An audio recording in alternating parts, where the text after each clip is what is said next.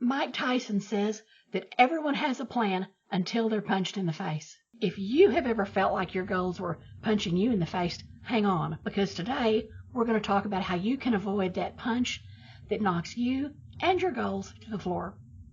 Hi, if we've not met before, I'm Shelley from Taming Frenzy. Let's be honest, setting goals is the easy part. After all, anyone can write a list down on a piece of paper and say they're done. Achieving those goals, however, is a totally different story.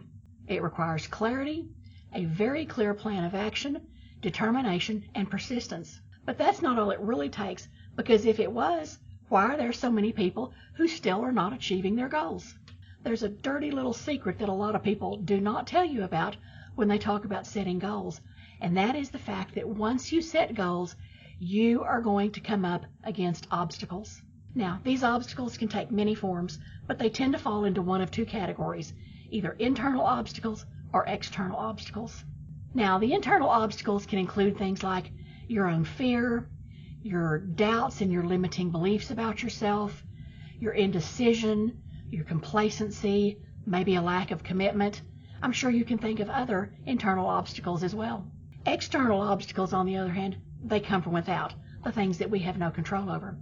They may include things like sabotage from others who really are not supportive of your goals.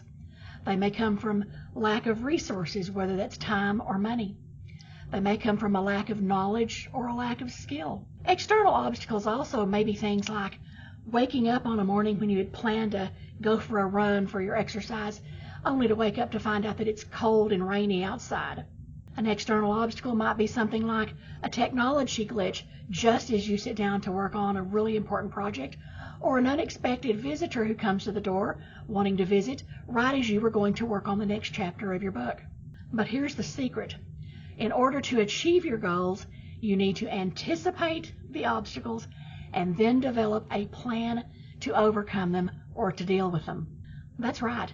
Make a list of all the potential obstacles that could come up to any of the goals that you've set for yourself. In fact, I would encourage you, get out a sheet of paper, write those obstacles down. Once you have done that, then come up with a list of different ideas for how to overcome them, how to get past them, how to deal with them, how to rearrange things, but come up with a definite list of alternatives. Because here's the thing, in the moment when we encourage that obstacle, we're going to be frustrated, and none of us does our best thinking when we're frustrated. But it helps when you run up against an obstacle if you already have in the back of your mind a list of potential things that you can do to overcome that obstacle so that you're not totally thrown off, or so that you don't just throw up your hands and go, well, today's a wash, I can't do anything, and let the day totally get away from you. You don't want to let those obstacles totally derail you from making progress towards your goals. For example, if you wake up planning to go for a run and discover that it has rained or snowed or is icy outside, and you don't want to crawl out and go out in the bad weather, an alternative might be that you have already decided that when that happens, you would go ahead and get up, put on your workout clothes, and do a workout at home. If you've got a treadmill, or whether you do some other kind of exercises, that way you're not totally derailed on your goal of getting your exercise. A way to overcome that unexpected visitor might be to go ahead and invite them in, enjoy your visit, but that you had already thought out ahead of time that if you needed to, you would switch some time blocks of when you were going to do different activities, and you could enjoy your visit knowing that you were simply going to move your work time to a later time during the day.